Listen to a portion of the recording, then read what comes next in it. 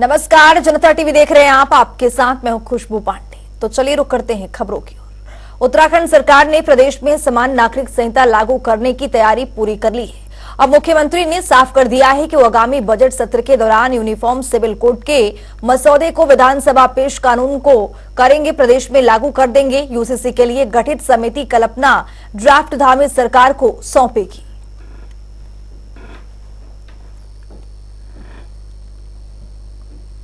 Uttarakhand BJP प्रभारी दुष्यंत कुमार गौतम मुख्यमंत्री आवास पहुंचे, जहां उन्होंने मुख्यमंत्री पुष्कर सिंह धामी से मुलाकात की। इस अवसर पर आगामी लोकसभा चुनाव के साथ ही प्रदेश संगठन से संबंधित कई विषयों पर विस्तृत विचार विमर्श किया।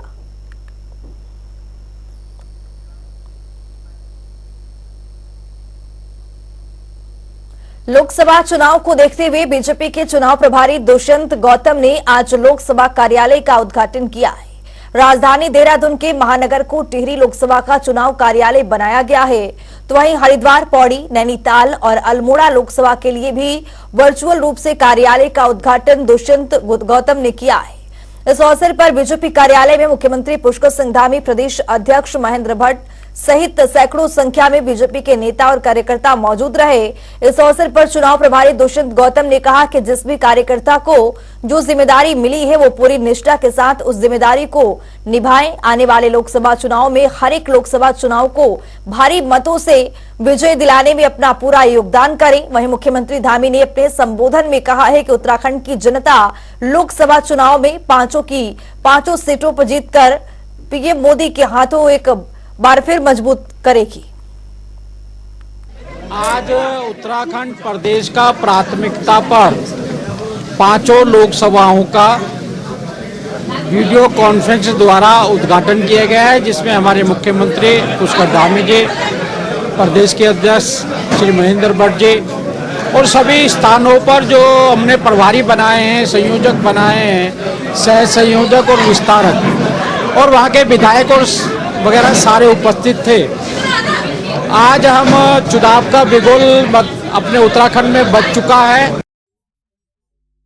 2025 तक कोई न कोई योजना अपने विभाग की ऐसी योजना जो राज्य को समर्पित हो, जन को समर्पित हो, जनता को समर्पित हो, वो एक नई योजना धरातल पर उतारने के लिए अभी से काम शुरू कर दें। और उसके लिए हम बैठक भी करेंगे जल्दी कि वैसे सभी विभाग अपने अपने स्तर से काम कर रहे हैं, लेकिन फिर भी मैंने सोचा कि आप सबके बीच में आया हूं तो आपको ये पुनः स्मरण करवा दूं कि एक योजना हमको हमारे जितने भी विभाग हैं, अर्थ विभाग है, हमारा नियोजन विभाग है, फर्म, सोसाइटी, चिट्स फंड, सभी को कि कुछ न कुछ नया करके दिखाना है। सीएम पुष्कर सिंह धामी ने एक्स पर बजट को लेकर पोस्ट किया है। सीएम धामी ने लिखा है कि देश के प्रधानमंत्री नरेंद्र मोदी के कुशल नेतृत्व में केंद्रीय वित्त मंत्री श्रीमती निर्मला सीतारमण जी ने भारतवासियों के लिए एक गतिशील और विकास मुख बजट पेश किया है। मुझे पूर्ण विश्वास है कि साल 2047 तक भारत को आर्थिक महाशक्ति के साथ ही विकसित राष्ट्र बनाने की दिशा में यह अंतरिम बजट नई गति प्रदान करेगा। ज्ञानवापी प्रकरण पर वाराणसी के जिला का महत्वपूर्ण फैसला आया है। कोर्ट ने हिंदू पक्ष को व्यास जी के तहखाने में पूजा करने का अधिकार दे दिया है। कोर्ट ने पूजा की अनुमति देते हुए जिला प्रशासन को 7 दिनों के अंदर पूजा अर्चना की व्यवस्था करने के निर्देश भी दिए हैं। कोर्ट के इस फैसले के बाद हिंदुओं और साधु संतों में खुशी की लहर है। वहीं धर्म नगरी हरिद्वार के साधु संतों ने कोर्ट के फैसले का स्वागत किया है और मिठाई खिलाकर अपनी खुशी जाहिर की है। इस दौरान साधु संतों ने कहा है कि ज्ञानवापी हिंदुओं का धर्म स्थल है। सर्वे भी ये सिद्ध हो चुका है कि ज्ञानवापी में व्यास जी के तहखाने में पूजा का अधिकार देने का फैसला कोर्ट ने दिया है।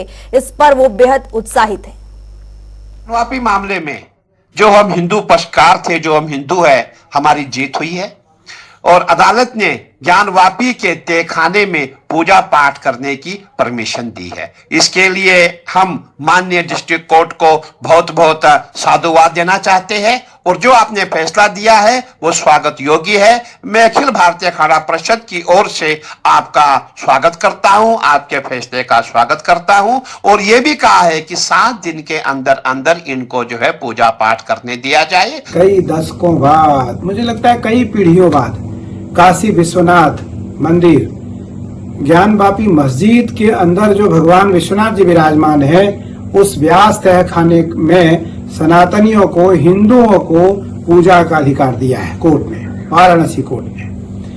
मुझे लगता है कि यह हमारी पहली जीत है, यह हमारी पहली जीत है। मैं बहुत वर्षों से कहता हुआ आ रहा हूं कि काशी विश्वनाथ मंदिर हमारे आराध्य भगवान शिव ज्ञानवापी मस्जिद के अंदर है।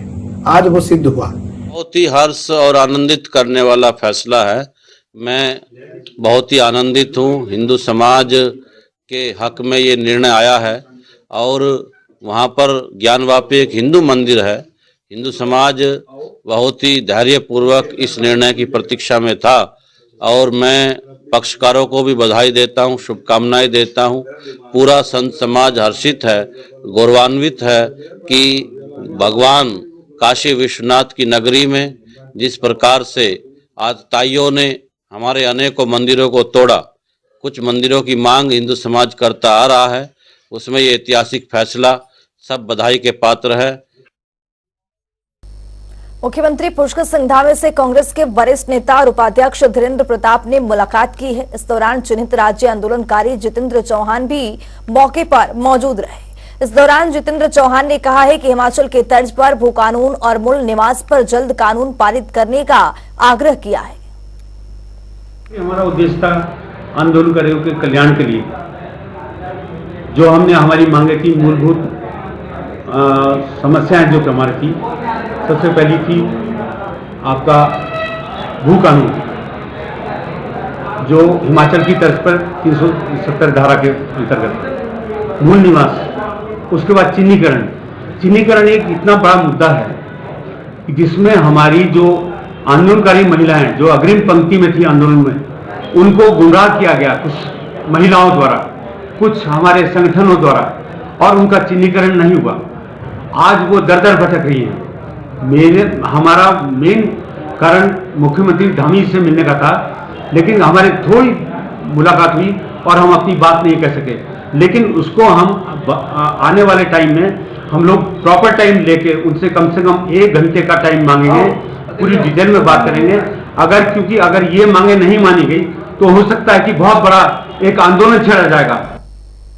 उत्तराखंड को पहली महिला मुख्य सचिव मिल गई हैं। सीएम धामी ने 1988 बैच के आईएएस अफसर राधा रतोड़ी पर भरोसा जताते हुए उन्हें मुख्य सचिव की कुर्सी सौंपी है। दर्जाधारी राज्य मंत्री मधु भट्ट ने उत्तराखंड की पहली महिला मुख्य सचिव बनने पर आईएएस राधा रतोड़ी को बधाई दी है।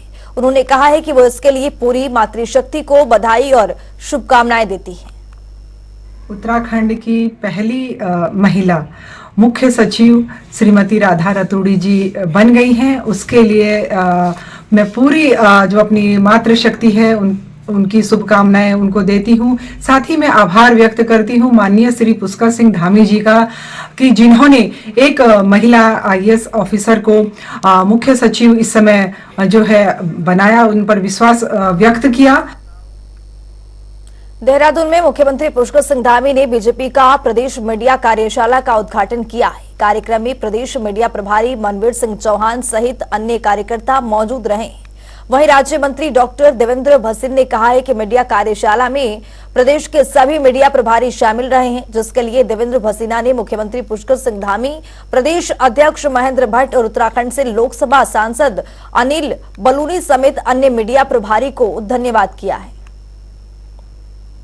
मीडिया की कार्यशाला में जहां एक और प्रदेश के सभी मीडिया प्रभारी प्रवक्ता शामिल रहे, वहीं पूरे प्रदेश के जिलों के भी मीडिया प्रभारी और मोर्चों के भी मीडिया प्रभारी सम्मिलित हुए। और इसमें हमें माननीय मुख्यमंत्री श्री पुष्कर सिंह धामी जी का, माननीय प्रदेश अध्यक्ष श्री महेंद्र भट्ट जी का और इसके अलावा राष्ट्रीय मीडिया प्रभारी और हमारे उत्तराखंड से लोकसभा के माननीय सांसद श्री अनिल बलूनी जी का मार्गदर्शन प्राप्त हुआ।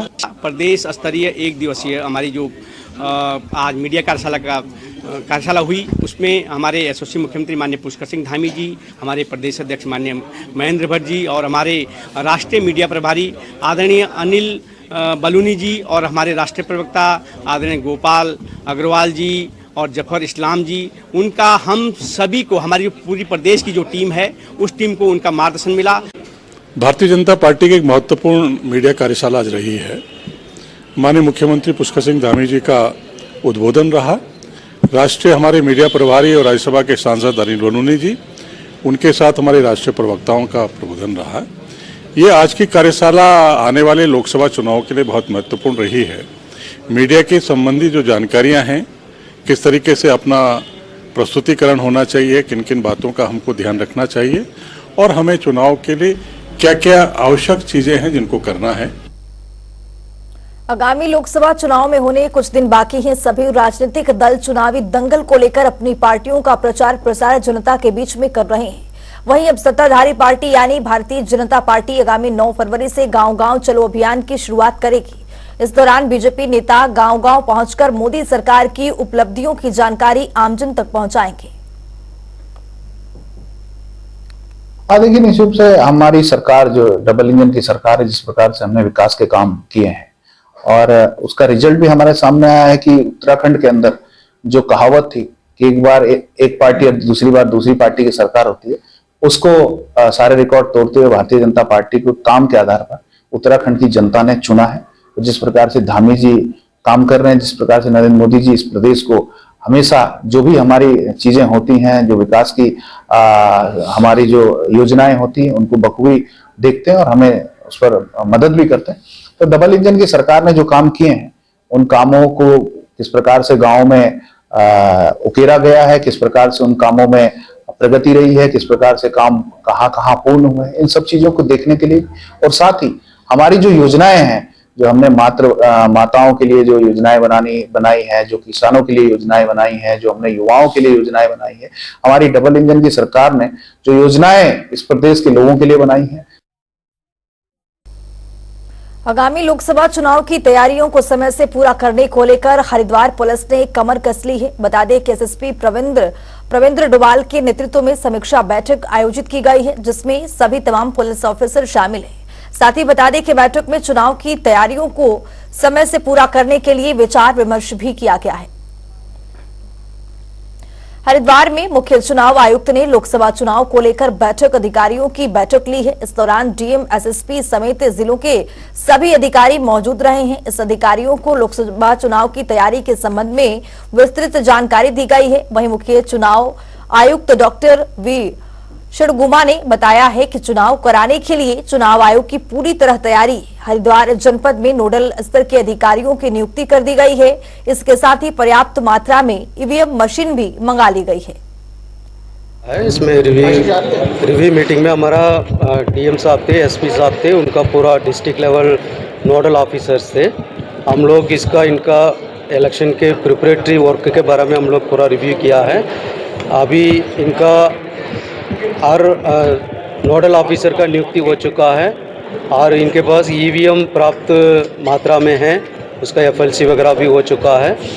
और इनके एक्सपेंडिचर मॉनिटरिंग के लिए, एमसीसी मॉनिटरिंग के लिए और ट्रेनिंग के लिए मैन पावर वगैरह इन्होंने आइडेंटिफाई कर लिया गया है।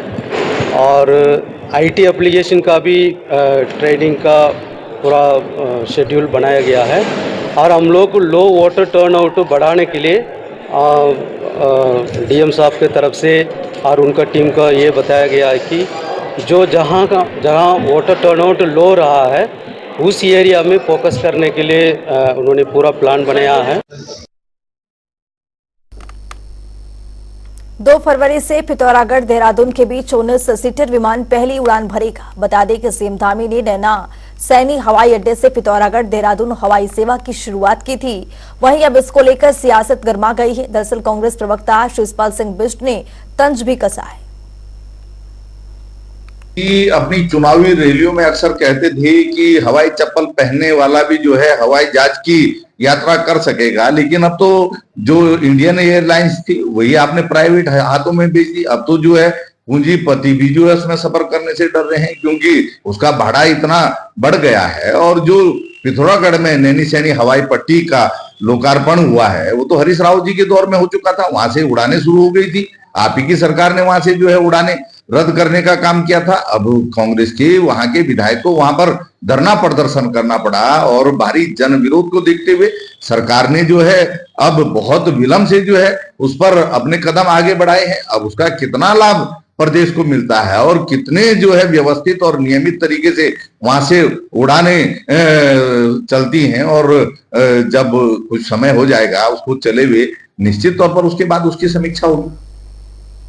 उधम सिंह नगर में एसएसपी मंजुनाथ टीसी ने सभी थाना प्रभारियों के साथ बैठक की है। इस दौरान उन्होंने सभी अधिकारियों को अपराधों पर लगाम लगाने के निर्देश भी दिए।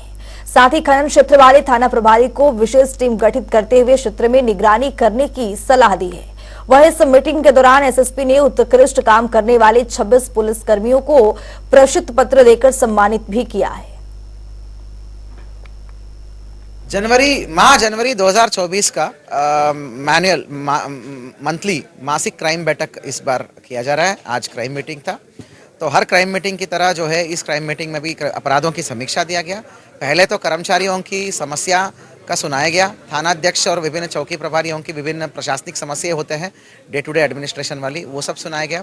उसके बाद आगामी जो चुनाव और इसके सापेक्ष में आगामी बहुत सारे चैलेंजिंग सिचुएशंस जो सामने हैं, जो मुख्य रूप से चुनाव है, उसके बारे में सभी कर्मचारीगण और एसओ, एसएचओ, चौकी इंचार्ज और अधिकारियों को सचेत किया गया और उनको चुनाव के मद्देनजर कैसे काम करना है, क्या प्राथमिकताएं रखना है, किन किन बिंदुओं पे काम करना है, उसके बारे में अलर्ट मोड में रख के उसके बारे में बेसिकली उनको मोबिलाइज किया गया।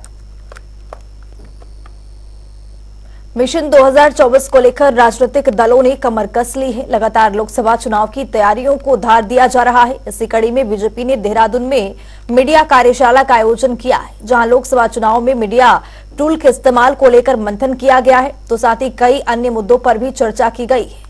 इस दौरान बीजेपी प्रदेश प्रवक्ता विपिन कैंथोल ने जानकारी देते हुए बताया है कि उत्तराखंड में जिस तरह से विकास के काम हुए हैं, उन्हें ध्यान में रखते हुए जनता के बीच मीडिया के माध्यम से हम जा सके, इसको लेकर कार्यशाला का आयोजन किया गया है। विषय है और मीडिया एक महत्वपूर्ण अंग है समाज का, और मीडिया की जो हमारी टीम है वो किस प्रकार से बेहतर ढंग से अपने जो हमारे सरकार ने काम किए हैं, हमारी राज्य सरकार ने काम किए, हमारी केंद्र सरकार ने काम किए हैं, डबल इंजन की सरकार ने जो काम उत्तराखंड के विकास के लिए किए हैं, उन सब चीजों को देख करके किस प्रकार से हम बेहतर ढंग से समाज के अंदर मीडिया के माध्यम से जा सकें, इस पर हमारी कार्यशाला थी।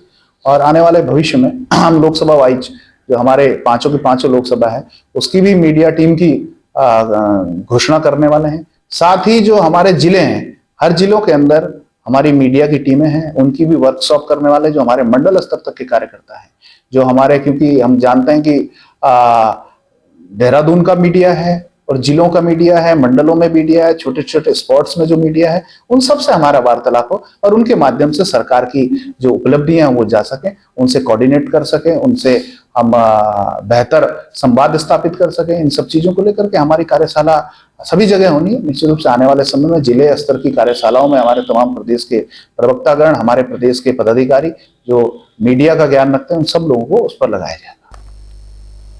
प्रदेश में एक बार फिर मौसम ने करवट ली है। प्रदेश में राजधानी देहरादून, मसूरी, हरिद्वार, विकासनगर समेत कई जिलों में बारिश के साथ साथ बर्फबारी देखी गई है। वहीं बारिश और बर्फबारी से तापमान में भारी गिरावट दर्ज की गई है। बता दें कि मौसम विभाग की ओर से 2 दिनों का भारी बर्फबारी का अलर्ट जारी किया गया है।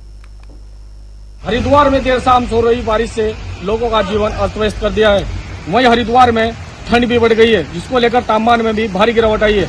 आज हरिद्वार के देहात क्षेत्र में हुई ओलावृष्टि से जहां किसानों के चेहरों पर चिंता की लकीर भी खड़ी होती दिखाई दे रही है, जिससे किसानों का साफ तौर पर कहना है कि फसलों को आज भारी ओलावृष्टि से नुकसान भी हुआ है। इसको लेकर हरिद्वार प्रशासन भी लगातार मुस्तैद है और कहने के जो प्रशासनिक अधिकारी है वो भी फसलों की निरीक्षण कर रहा है। हालांकि अभी भी हरिद्वार में बारिश जारी है, लेकिन मौसम विभाग के द्वारा जो भविष्यवाणी की गई थी वो कहीं न कहीं आज साबित होती सच दिखाई दे रही है। कैमरा पर्सन के साथ में विकास करे, जनता टीवी, हरिद्वार। भले ही उत्तराखंड सरकार परिवारवाद को खत्म करने के लिए प्रयास करती दिखाई दे रही, लेकिन बाजपुर नगर पालिका में परिवारवाद के साथ साथ भ्रष्टाचार को जमकर बढ़ावा देने का आरोप लगाया जा रहा है। जहां नगर पालिका के अधिशासी अधिकारी पर नियमों को ताक पर रखते हुए सेवानिवृत्त कर्मचारी को पुनः नियुक्त देने, तो वहीं उसी कर्मचारी के पत्र को भी बिना किसी टेंडर प्रक्रिया के आउटसोर्सर नियुक्त किए जाने के आरोप भी लगाए गए। वहीं नगर पालिका के अधिशासी अधिकारी ने बोर्ड की बैठक में प्रस्ताव पारित होने के बाद कर्मचारियों को नियुक्त करने की बात कर रहे हैं। इस रिपोर्ट के जरिए देखिए। उत्तराखंड की धामी सरकार भले ही जीरो टॉलरेंस का दावा करती है, लेकिन धामी सरकार में अधिकारी हैं कि सरकार की छवि पर दाग लगाने का काम कर रहे हैं। मामला उधम सिंह नगर के बाजपुर की नगर पालिका का है, जहां नगर पालिका में वरिष्ठ लिपिक पद कैलाश चंद्र जोशी कार्यरत हैं, जो कि 30 सितंबर 2023 को सेवानिवृत्त हो चुके हैं, जिन्हें नगर पालिका के अधिशासी अधिकारी मनोज कुमार दास ने आउटसोर्स पर नियुक्त कर दिया। वहीं कैलाश चंद्र जोशी के पुत्र विवेक जोशी को भी इसी नगर पालिका में आउटसोर्स से तैनात किया गया है।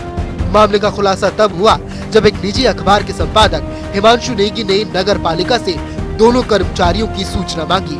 वहीं नगर पालिका से सूचना मिलने के बाद हिमांशु नेगी ने मामले को लेकर शहरी विकास विभाग को शिकायती पत्र भेजा, जिसमें शहरी विकास विभाग के अधिकारियों ने सेवानिवृत्त कर्मचारियों को पुनः नियुक्त किए जाने को नियमों को खिलाफ बताया। शहरी विकास विभाग से पत्र मिलने के बाद हिमांशु नेगी ने प्रेस कॉन्फ्रेंस करते हुए नगर पालिका के अधिकारियों पर मिली भगत के चलते सेवानिवृत्त कर्मचारी और उसके पुत्र को आउटसोर्सिंग से नियुक्त किए जाने का आरोप लगाया। सबसे पहले बता दूं, पिछले 5 सालों से नगर पालिका के जो भ्रष्टाचार कर रही है नगर पालिका, उसके खिलाफ मैं निरंतर प्रयासरत हूँ और काफी हद तक मैं इनके जो भ्रष्टाचार है वो मेरे सामने हैं, इनको उजागर बहुत जल्दी करूंगा। पूर्व में भी जिसमें करता हुआ आया हूँ, ऐसे मामला एक अब सामने आया मेरे कि जैसे रिटायर्ड कर्मचारी होते हैं नगर पालिका में, उनकी नियुक्ति किसी भी शासन में नहीं है कि उसी पद पे दोबारा नियुक्ति हो या नगर पालिका में दोबारा नियुक्ति हो। तो उसी विषय को लेकर मैंने 14/11/2023 को नगर पालिका बाजपुर 4 बिंदु सूचना मांगी थी, जिसमें इनके भ्रष्टाचार खुल के नगर पालिका ने मुझे दिनांक 12/12/2023 को 5 बिंदुओं की सूचना उपलब्ध कराई थी, जिसमें कैलाश चंद्र जोशी जो पिछले काफी वर्षों से नगर पालिका बाजपुर में लिपिक पद पर कार्यरत थे, वो दिनांक 30/9/2023 को रिटायर हो चुके थे। उसके बाद ही 30/9/2023 को ही कैलाश चंद्र जोशी को पुनः नियुक्ति दे दी गई नगर पालिका में, और उनके बेटे कैलाश विवेक जोशी को भी भारी सोच से दिखाया गया। ये एक भ्रष्टाचार है। नगर पालिका बाजपुर इस समय भ्रष्टाचार का अड्डा बनी पड़ी है कि दादा लाए पोता खाए।